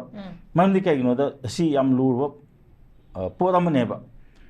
คุยว่าลามินิเซจะเนี่ยก็อีไปกี่ยาวลงกันนี่อังกฤษกี่อียาวลงกันนี่เชิงตรงนั้นผมจังเนี่ยบ่อันนั้นตระกันคุยไม่ยามจะพุ่งเสร็จแล้วก็คุยอันนั้นผมเสียมันจะละสิงคโปร์ก็ตัวกูสิกว่าอันนั้นผมเสียมันจะละอันนั้นไปเลยบ้ามันเสียมันสิครับสิ่งที่ขันว่ามันทำอยู่ระบายจู่เมียนมันตาดิอันนี้มั่วสิมณีปูร์ดับวิธีกังบูให้ไปตาเด็กก่อนมาปั้นทำไมอ้ำเลยมวยสิ่งนี้สิคุยกี่ตรงตัวว่าบีบุตรลอยคุยมณีปูร์สิกับมันตกตัวนู้นกะดีตกตัวนี้สิมวยน่ะว่าบีมันเฮเลยบอกจะคุยน่ะสมมุติมาทำเด็กก่อนคุยจะได้เลยจะรีบสิ่งสิ่งที่เห็นนะมวยที่มาปานที่ปวดตัววันนี้นะก่อนคุยเลยบักสิบุกไก่นู่นเนี่ยตัวดิเชนมวยจะอาจจะงั้นใช่กี่ก่อนคุยกันนู่นแต่คุยตัวเลยบักตัวคุยตัวนั้นสุบายตัวนี้มวยสุริเจ้าสิอันนั้นมาสิกี่ปวดหลักก็มาทำสิได้คุยยังว่าคุยดีกว่าอย่างซ้ำหน้าแบบนั้น PR กี่คุยตรงจับสิแล้วก็ PR นะ problem สิsolveตัวคนสิพอเรียนนั้นตามตัวคุยตัวมวยจะตามตัวคนสิการีกิจมักตาใส่เกี่ยวคุยกี่กว่าคุกกี้อินพีกี่มาทักตาการีกี่เฟลจันดับเนาะจันดับตาก็ได้คุยโคตรสัตว์ปะเต้จัลลันปะเต้โชว์โมโต้ล็อกลันปะเต้นั่งนั่นโชว์โมโต้ยามล็อกลินะ ꯑꯗꯣ ꯁꯣꯃꯣꯇꯣ ꯂꯧꯈꯠꯂ ꯃꯇꯥꯏ ꯀꯔꯤꯒꯤꯗꯃꯛꯇ ꯃꯣꯏꯅ ꯂꯩꯕꯥꯛ ꯃꯈꯥ ꯇꯥꯅ ꯊꯨꯒꯥꯏꯅꯕ ꯇꯧꯔꯤꯁꯤ ꯀꯔꯤꯒꯤꯅꯣ ꯍꯥꯏꯅ ꯍꯥꯏꯕꯁꯦ ꯃꯔꯝꯗꯤ ꯀꯩꯅꯣꯗ ꯑꯁꯤꯒꯨꯝꯕ ꯄꯣꯠ ꯃꯌꯥꯝ ꯑꯃ ꯆꯪꯉꯦꯕꯀꯣ ꯑꯗꯨꯗꯤ ꯍꯧꯖꯤꯛꯀꯤ ꯂꯩꯕꯤꯔꯤꯕ ꯑꯩꯈꯣꯏꯒꯤꯀꯣ ꯃꯤꯍꯨꯠ ꯑꯣꯏꯅ ꯂꯩꯔꯤꯕꯁꯤꯡꯁꯤꯅ ꯈꯤꯇ ꯆꯣꯡꯊꯣꯛꯄꯤꯔꯛꯎ ꯀꯣ ꯃꯤꯍꯨꯠꯅꯐꯥꯎ ꯆꯣꯡꯊꯣꯛꯇ꯭ꯔꯀꯥꯟꯗ ꯑꯆꯝꯕ ꯄ꯭ꯔꯖꯥꯅ ꯁꯨꯝ ꯄꯪꯊꯧ ꯇꯧꯕꯗꯤ ꯀꯩꯗꯧꯅꯅꯤ ꯑꯗꯨꯅꯀꯣ ꯃꯤꯍꯨꯠꯁꯤꯡꯁꯦ ꯌꯥꯔꯒꯗꯤ ꯋꯥꯈꯜ ꯈꯟꯊꯕꯤꯔꯣ ꯑꯩ ꯃꯊꯪ ꯚꯣꯠ ꯀꯥꯒꯅꯤ ꯅꯠꯇ꯭ꯔꯒ ꯀꯥꯔꯣꯏ ꯍꯥꯏꯕꯗꯣ ꯇꯣꯛꯄꯤꯔꯣ ꯀꯣ ꯄ꯭ꯔꯖꯥꯅ ꯊꯥꯗꯔꯒ ꯀꯥꯗꯣꯔꯤꯕꯅꯤ ꯊꯥꯗꯔꯒ ꯇꯣꯛꯀꯗꯣꯔꯤꯕꯅꯤ ꯑꯗꯨꯒꯅ ꯑꯐꯕ ꯊꯕꯛ ꯇꯧꯕ ꯃꯇꯝꯗ ꯄ꯭ꯔꯖꯥꯁꯨ ꯃꯔꯥꯏ ꯏꯟꯖꯔꯛꯀꯅꯤ ꯑꯗꯨꯅ ꯑꯩꯈꯣꯏ ꯃꯌꯥꯝꯁꯦ ꯂꯩꯕꯥꯛꯁꯦ ꯀꯟꯕ ꯑꯃ ꯆꯪꯉꯤ ꯂꯩꯕꯥꯛ ꯀꯟꯕ ꯃꯇꯝꯗ ꯑꯩꯈꯣꯏꯒꯤꯀꯣ ꯀꯩꯅꯣꯁꯦ ꯂꯤꯗꯔ ꯑꯣꯏꯕꯁꯤꯡꯁꯤꯅ ꯆꯣꯡꯊꯣꯛꯄꯤꯗ꯭ꯔꯒꯗꯤ ꯌꯥꯝꯅ ꯂꯥꯏꯕꯛ ꯊꯤꯕ ꯃꯇꯝ ꯑꯃ ꯍꯥꯏꯕꯗꯣ ꯑꯣꯏꯒꯅꯤ ꯑꯗꯨꯅ ꯑꯩꯈꯣꯏꯁꯦ ꯌꯥꯝ ꯊꯦꯡꯖꯤꯜꯂꯛꯑꯦ ꯀꯣ ꯑꯗꯨꯒ ꯍꯧꯖꯤꯛꯁꯨ ꯉꯔꯥꯡ ꯅꯍꯥꯟ ꯀꯣ ꯑꯩꯈꯣꯏꯒꯤ ꯐꯦꯖ 3ꯗ ꯍꯟꯖꯤꯜꯍꯟꯒꯅꯤ ꯍꯥꯏꯕꯁꯨ ꯀꯪꯒ꯭ꯔꯦꯁꯀꯤ ꯀꯥꯡꯕꯨꯅ ꯌꯥꯝ ꯌꯦꯜꯂꯤ ꯑꯗꯨꯁꯨ ꯌꯥꯝ ꯐꯩ ꯑꯩꯈꯣꯏ ꯃꯦꯘꯆꯟꯗ꯭ꯔꯅ ꯍꯥꯏꯔꯤꯗꯨ ꯀꯔꯤꯒꯨꯝꯕ ꯃꯐꯝ ꯃꯥꯏ ꯃꯐꯝꯗ ꯍꯟꯖꯤꯜꯍꯟꯗꯗꯅ ꯑꯅꯧꯕ ꯁꯥꯕ ꯐꯦꯕ꯭ꯔꯤꯀꯦꯇꯦꯗ ꯍꯟꯖꯤꯟꯒꯗꯕ ꯑꯣꯏꯇꯥꯔꯒꯗꯤ ꯃꯗꯨꯗꯤ ꯑꯩꯈꯣꯏꯁꯨ ꯃꯗꯨꯗꯤ ꯊꯤꯡꯕ ꯐꯩ ꯑꯗꯨꯅ ꯃꯈꯣꯏꯁꯨ ꯂꯩꯕꯥꯛꯀꯤ ꯑꯣꯏꯅ ꯆꯣꯡꯊꯣꯛꯄꯤꯔꯛꯑꯒ ꯀꯣ ꯃꯀꯣꯛ ꯑꯩꯗꯤ ꯆꯤꯡꯍꯟꯅꯤꯡꯉꯤ ꯑꯗꯨꯒ ꯇꯁꯦꯡꯅ IDP ꯍꯟꯖꯤꯜꯍꯟꯕ ꯃꯇꯝꯗ ꯀꯔꯤꯒꯤꯗꯃꯛꯇ ꯐꯦꯕ꯭ꯔꯤꯀꯦꯇꯦꯗ ꯍꯟꯖꯤꯟꯒꯗꯧꯔꯤꯕꯅꯣ ꯃꯥꯏ ꯃꯐꯝꯗ ꯍꯟꯖꯤꯟꯅꯕ ꯍꯣꯠꯅꯗ꯭ꯔꯤꯁꯤ ꯀꯔꯤꯒꯤꯅꯣ ꯍꯥꯏꯕꯁꯦ ꯃꯁꯤꯃꯛ ꯃꯈꯣꯏ ꯍꯟꯗꯛ ꯀꯪꯒ꯭ꯔꯦꯁꯀꯤ ꯃꯥꯏꯀꯩꯗ ꯇꯧꯔꯤꯁꯦ ꯃꯁꯤ ꯑꯆꯨꯝꯕ ꯈꯣꯡꯊꯥꯡꯅꯤ ꯑꯁꯨꯃꯥꯏꯅ ꯈꯔ ꯀꯣ ꯒꯣꯔꯃꯦꯟꯅ ꯇꯧꯔꯛꯄ ꯄꯣꯠꯁꯤꯗ ꯑꯩꯈꯣꯏ ꯈꯔ ꯌꯦꯠꯁꯤꯟꯕ ꯑꯃ ꯆꯪꯉꯦ ꯍꯥꯏꯕꯀꯣ ꯑꯗꯨꯒ ꯃꯃꯥꯏ ꯆꯨꯝꯊꯣꯛꯄ ꯑꯃ ꯆꯪꯉꯤ ꯑꯗꯨꯒ ꯃꯈꯣꯏꯅ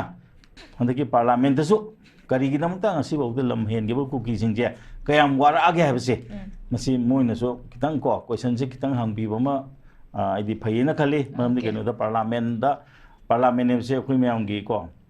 ꯚꯣꯏꯁ ꯄꯤꯐꯝꯅꯦꯕꯀꯣ ꯑꯗꯣ ꯍꯧꯖꯤꯛ ꯆꯤꯡꯁꯨ ꯇꯝꯁꯨ ꯑꯅꯤꯃꯛ ꯑꯥꯎꯇꯔꯁꯨ ꯏꯟꯅꯔꯁꯨ ꯃꯈꯣꯏꯒꯤ ꯔꯤꯄ꯭ꯔꯖꯦꯟꯇꯦꯇꯤꯚ ꯂꯩꯔꯤꯕꯅꯤ ꯑꯗꯨꯅ ꯍꯧꯖꯤꯛꯀꯤ ꯂꯩꯔꯤꯕ ꯐꯦꯕ꯭ꯔꯤꯀꯦꯇꯦꯗꯀꯤ ꯋꯥ ꯐꯦꯖ 3 ꯊꯣꯛꯅ ꯍꯟꯖꯤꯟꯕꯗ ꯌꯥꯅꯤꯡꯗ꯭ꯔꯤꯕꯁꯦ ꯃꯁꯤꯃꯛ ꯄꯥꯔꯂꯥꯃꯦꯟꯇ ꯄꯨꯊꯣꯛꯑꯒ ꯃꯁꯤ ꯀꯔꯤꯒꯤꯅꯣ ꯍꯥꯏꯅ ꯍꯥꯏꯕꯁꯦ ꯃꯔꯝꯗꯤ ꯀꯩꯅꯣꯗ ꯍꯧꯖꯤꯛ PR ꯂꯩꯕꯅꯤꯅꯀꯣ ꯀꯔꯤꯒꯤꯗꯃꯛꯇ ꯐꯦꯕ꯭ꯔꯤꯀꯦꯇꯦꯗ ꯀꯩꯗꯧꯕꯩ ꯍꯟꯖꯤꯟꯒꯗꯧꯔꯤꯅꯣ ꯃꯁꯥꯒꯤ ꯃꯌꯨꯝꯗ ꯍꯟꯖꯤꯜꯂꯣꯏꯗꯣꯏꯁꯤ ꯀꯔꯤꯒꯤꯅꯣ ꯍꯥꯏꯅ ꯍꯥꯏꯕꯁꯦ ꯃꯁꯤ ꯑꯩꯈꯣꯏ ꯍꯥꯏꯕ ꯃꯇꯝ ꯌꯧꯋꯤ ꯑꯗꯨꯒ ꯍꯦꯛꯇ PRꯅ ꯇꯧꯔꯤꯕ ꯄꯨꯝꯅꯃꯛꯁꯤꯁꯨ ꯀꯣ ꯑꯩꯈꯣꯏꯅ ꯑꯐ ꯐꯠꯇ ꯈꯪꯗꯅ ꯂꯣꯏꯅꯃꯛ ꯃꯇꯨꯡ ꯏꯟꯕꯁꯨ ꯐꯠꯇꯦ ꯑꯗꯨꯒ ꯃꯔꯨꯑꯣꯏꯅ ꯍꯧꯖꯤꯛꯀꯤ ꯍꯥꯏꯔꯤꯕ ꯅꯍꯥꯟꯒꯤ ꯀꯩꯅꯣꯁꯦ ꯋꯥꯔꯤ ꯁꯥꯕ ꯍꯧꯔꯛꯄ ꯃꯇꯝꯗꯀꯣ ꯑꯩꯈꯣꯏ ꯁꯨꯡꯐꯝ ꯐꯝꯃꯤꯟꯅꯔꯒ ꯍꯥꯏꯔꯤꯕ ꯑꯗꯒꯤ ꯃꯗꯨꯃꯛꯁꯨ ꯈꯔ ꯋꯥꯔꯛꯄ ꯃꯇꯝ ꯆꯪꯉꯤꯀꯣ ꯑꯗꯨꯒ ꯉꯁꯥꯏꯒꯤ ꯃꯔꯨꯑꯣꯏꯅ ꯁꯨ ꯍꯥꯏꯕꯁꯤꯅ ꯂꯣꯏ ꯊꯣꯛꯍꯟꯕꯅꯤꯅ ꯁꯨꯒ ꯍꯟꯖꯟ ꯋꯥꯔꯤ ꯁꯥꯕꯁꯦ ꯃꯁꯤꯁꯨ ꯁꯨꯁꯦ ꯁꯥꯕꯤꯔꯅꯨ ꯁꯨꯁꯦ ꯗꯤꯁꯕꯦꯟ ꯇꯧꯕꯤꯔꯣ ꯑꯗꯨꯒ ꯁꯨ ꯀꯟꯇ꯭ꯔꯣꯜ ꯇꯧꯕꯤꯌꯣ ꯑꯗꯩ ꯁꯨꯗ ꯂꯩꯔꯤꯕꯁꯤꯡꯁꯦ ꯈꯨꯠꯂꯥꯏ ꯂꯧꯁꯤꯟꯗꯅ ꯈꯣꯠꯆꯟꯅ ꯍꯥꯏꯗꯤ ꯁꯨꯁꯦ ꯃꯣꯏꯅ ꯍꯧꯖꯤꯛ ꯀꯤꯕꯒꯤ ꯃꯑꯣꯡꯗ ꯂꯩꯔꯦꯕꯀꯣ ꯃꯁꯤ ꯇꯧꯔꯒꯗꯤ ꯌꯥꯝꯅ ꯐꯠꯇꯦ ꯑꯗꯨꯒ ꯑꯩꯈꯣꯏꯒꯤ ꯃꯅꯤꯄꯨꯔꯒꯤ ꯑꯣꯏꯅꯗꯤ ꯇꯁꯦꯡꯅ ꯑꯩꯈꯣꯏꯒꯤ ꯃꯅꯤꯄꯨꯔꯒꯤ ꯀꯩꯅꯣ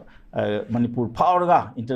ꯏꯟꯇꯔꯅꯦꯁꯅꯦꯜ ꯍꯥꯏꯋꯦ ꯀꯥꯏ ꯆꯠꯀꯅꯤ ꯀꯥꯏ ꯍꯥꯏꯕꯗꯣ ꯃꯗꯨ ꯑꯩꯈꯣꯏ ꯃꯤꯖꯣꯔꯥꯝꯅ ꯑꯩꯈꯣꯏꯗ ꯏꯔꯥꯡ ꯊꯣꯛꯍꯜꯂꯒ ꯃꯣꯏꯅ ꯃꯨꯟꯈꯤꯕꯒꯤ ꯃꯑꯣꯡ ꯑꯃ ꯍꯥꯏꯐꯦꯠ ꯎꯕꯗꯧ ꯇꯧꯏ ꯃꯣꯏ ꯐꯥꯎꯔꯒ ꯉꯁꯥꯏꯒꯤ ꯀꯂꯥꯗꯥꯟꯗꯣ ꯌꯧꯕꯅ ꯍꯦꯟꯅ ꯀꯩꯅꯣꯁꯦ ꯀꯜꯀꯇꯥꯔꯣꯝꯗ ꯏꯌꯥꯔꯄꯣꯔꯠꯇ ꯌꯧꯕꯅ ꯍꯦꯟꯅ ꯀꯩꯅꯣꯁꯦ ꯃꯣꯏ ꯍꯤꯗꯥꯡꯒꯣꯝꯗ ꯌꯧꯕꯅ ꯍꯦꯟꯅ ꯅꯛꯏ ꯀꯥꯏꯅ ꯃꯣꯏ ꯑꯗꯨꯅꯥꯀꯥꯟꯗ ꯂꯥꯏꯟ ꯑꯃ ꯁꯦꯝꯒꯗꯧꯗꯦꯕ ꯃꯣꯏꯁꯨ ꯁꯦꯝꯖꯅꯨ ꯑꯗꯨꯒ ꯃꯅꯤꯄꯨꯔ ꯊꯨꯒꯥꯏꯅꯕꯗꯤ ꯇꯧꯕꯤꯒꯅꯨ ꯃꯔꯝꯗꯤ ꯀꯩꯅꯣꯗ ꯇꯁꯦꯡꯅ ꯍꯥꯏ ꯇꯥꯔꯗꯤ ꯃꯤꯖꯣꯔꯥꯝ ꯍꯥꯏꯕ ꯄꯣꯠꯁꯤꯕꯨ ꯃꯅꯤꯄꯨꯔꯒꯤ ꯁꯔꯨꯛ ꯅꯠꯇ꯭ꯔꯣ ꯑꯩꯈꯣꯏꯅ ꯃꯤꯉꯣꯟꯗ ꯄꯤꯊꯣꯛꯄ ꯀꯟꯕꯒꯤ ꯅꯠꯇ꯭ꯔꯣ ꯂꯨꯁꯥꯏ ꯍꯥꯏꯕꯁꯦ ꯑꯩꯈꯣꯏꯒꯤ ꯀꯥꯡꯕꯨ ꯅꯠꯇ꯭ꯔꯣ ꯂꯨꯁꯥꯏ ꯍꯤꯜꯁ ꯍꯥꯏꯕꯁꯦ ꯁꯤꯀꯣ ꯑꯗꯨꯅ ꯃꯁꯤ ꯑꯩꯈꯣꯏꯒꯤꯀꯣ ꯃꯇꯝ ꯑꯃꯗ ꯆꯤꯡꯇꯝ ꯍꯥꯏꯅ ꯂꯩꯔꯝꯕ ꯀꯣ ꯃꯇꯝꯗꯨꯒꯤꯀꯣ ꯑꯩꯈꯣꯏꯒꯤ ꯏꯟꯗꯤꯌꯥꯗ ꯌꯥꯎꯗ꯭ꯔꯤꯉꯩꯒꯤ ꯑꯗꯒꯤ ꯑꯩꯈꯣꯏꯒꯤ ꯀꯩꯅꯣꯁꯦ ꯕ꯭ꯔꯤꯇꯤꯁ ꯂꯥꯛꯇ꯭ꯔꯤꯉꯩꯒꯤ ꯑꯃꯨꯛꯁꯨ ꯂꯥꯛꯑꯕ ꯃꯇꯨꯡꯒꯤ ꯑꯗꯨꯗꯐꯧꯅꯦ ꯑꯩꯈꯣꯏꯒꯤ ꯁꯔꯨꯛ ꯑꯃ ꯑꯣꯏꯅ ꯂꯩꯔꯝꯃꯤꯁꯦ ꯑꯗꯨꯅ ꯑꯩꯈꯣꯏꯒꯤ ꯂꯝꯁꯤ ꯆꯠꯈ꯭ꯔꯒ ꯑꯩꯈꯣꯏꯅ ꯀꯩꯝꯇ ꯊꯧꯁꯥꯗꯕꯁꯦ ꯃꯁꯤꯁꯨ ꯐꯠꯇꯦ ꯑꯗꯨꯒ ꯑꯩꯈꯣꯏꯒꯤ ꯀꯩꯅꯣꯁꯤꯅꯀꯣ ꯃꯅꯤꯄꯨꯔꯒꯤ ꯑꯈꯪ ꯑꯍꯩꯁꯤꯡꯁꯤꯅ ꯄꯣꯂꯤꯇꯤꯛꯁ ꯇꯧꯕꯤꯕ ꯃꯇꯝꯗ ꯃꯅꯤꯄꯨꯔꯁꯦ ꯃꯇꯝ ꯑꯃꯗ ꯌꯥꯝ ꯆꯥꯎꯕ ꯂꯩꯕꯥꯛ ꯑꯃ ꯑꯣꯏꯔꯝꯃꯤ ꯍꯥꯏꯕꯁꯦ ꯃꯁꯤ ꯈꯟꯅ ꯑꯩꯈꯣꯏꯒꯤ ꯄꯣꯂꯤꯇꯤꯛꯁ ꯇꯧꯕꯒꯤ ꯃꯇꯝ ꯌꯧꯔꯦ ꯍꯥꯏꯕꯁꯦ ꯑꯩ ꯃꯁꯨꯃꯥꯏꯅ ꯍꯥꯏꯖꯒꯦ Okay, yang pesan thamikre ozanimagna yang pesan su thamikre pegi presidential thamokpa pegi August 30 da labor representative popular government ama same na biki khongthang se paikhat bi pasi am mak tangai fade paikhat pina basu koigi प्रजासिनसु पामी बसे कोई थबोइनो थोक पिरकना बसु कई थमजबगा लोइने नांगसि की दालो की थरम से मपुंग फान बिबगी दमकत सो ओजा संकासार ओजा तोमचा मदे ओजा हेमंत थागत पफोंदो चरी मतांग से द नॉर्थ ईस्ट विंडो संदोक सब नॉर्थ ईस्ट दालो लोशिन जरे मिंग ताबिरि बसिंगबो मुका हन्ना खुरुम जरे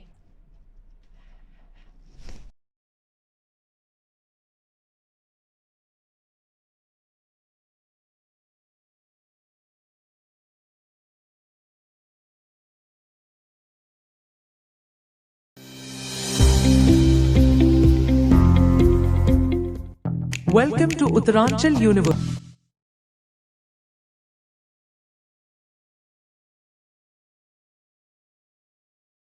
Hakchang phana thamge hairabadi iramda masimakta leiba khwaidagi pharaba hospital singi manungda ama oiriba Babina Hospital leijari mafam asida thajaba yaraba amadi sel yamna changdana specialty kun henbada ana layeng khudong chaba pizari pediatrics cardiology cosmetic surgery amadi specialty makal makha kayada aikhoigi specialist singna marik chumna thawai hakchang yauna layeng jari aduna state wangmada amu kari gi chatlugani aikhoigi manipur da su hogikti awang thaki health care fanglabada matam mangan biraganu sel hena tingan biraganu aikhoigi specialist singdagi malemgi afaba thaki layeng patap yumpham oiba service lobiyu Babina Hospital where hope meets compassion akupa marol gidamak Babina Hospital Sajiwa Jail Road Khabai Soi Imphal East lengsing biraku natraga aikhoigi phone number 6909390666 ta call tobiraku